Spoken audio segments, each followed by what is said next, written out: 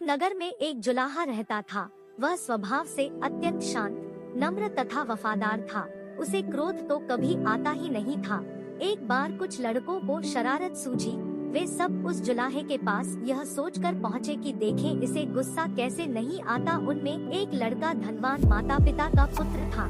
वहाँ पहुँचकर वह बोला, यह साड़ी कितने की दोगे? जुलाहे ने कहा, 10 रुपए की। तब लड़के ने उसे चिढ़ाने के उद्देश्य से साड़ी के 2 टुकड़े कर दिए और एक टुकड़ा हाथ में लेकर बोला, मुझे पूरी साड़ी नहीं चाहिए, आधी चाहिए, इसका क्या दाम लोगे? जुलाहे ने बड़ी शांति से कहा, 5 रुपए।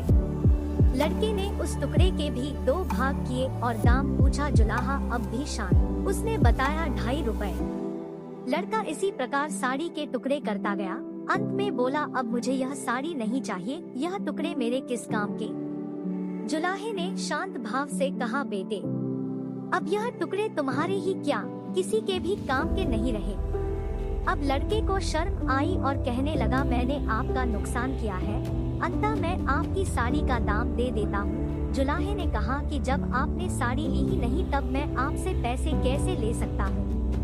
लड़के का अभिमान जागा और वह कहने लगा, मैं बहुत अमीर आदमी हूँ, तुम गरीब हो, मैं रुपए दे दूंगा तो मुझे कोई फर्क नहीं पड़ेगा, पर तुम यह घाटा कैसे सहोगे? और नुकसान मैंने किया है तो घाटा भी मुझे ही पूरा करना चाहिए।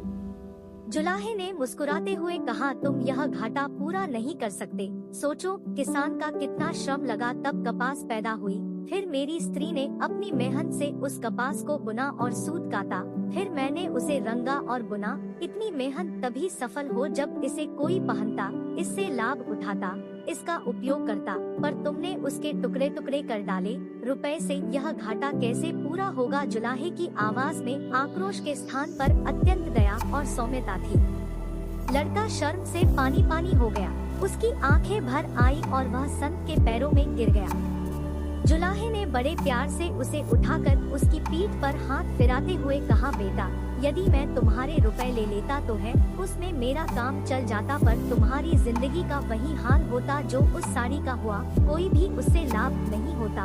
साड़ी एक गई, मैं दूसरी बना दूंगा, पर तुम्हारी जिंदगी एक बार अहंकार में नष्ट हो गई तो दूसरी कहां से लाओगे तुम? तुम्हारा पश्चाताप ही मेरे लिए बहुत कीमती है। संत की ऊंची सोच ने लड़के का जीवन बदल दिया। यह संत कोई और नहीं बल्कि कबीर दास जी थे। कहानी अच्छी लगी हो तो लाइक करें, सब्सक्राइब करें।